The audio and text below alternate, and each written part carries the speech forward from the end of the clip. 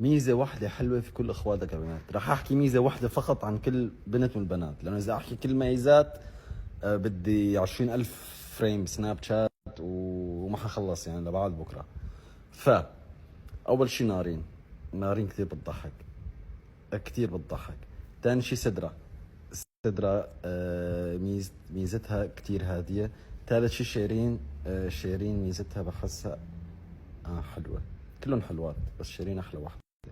أنا آسف نارو أم السوس، هو والله رح يزعلوا. أوكي رح أبلش تبرير. نارو وسدرة أنتوا جميلات جدا أوكي، بس شيرين أحلى منكم.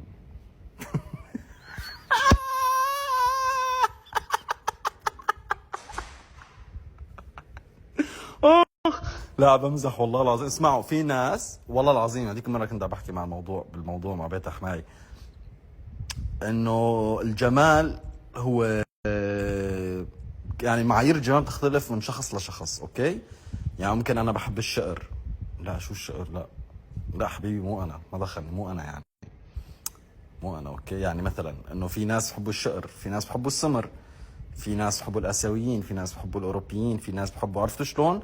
فالجمال C'est pas pour rentrer. ماما في كلمة شو بيقولوا، جمال قياسي، شو بيقولوا له؟ نسبي، جمال نسبي. اوكي في يعني نسب الجمال تختلف من بنت لبنت.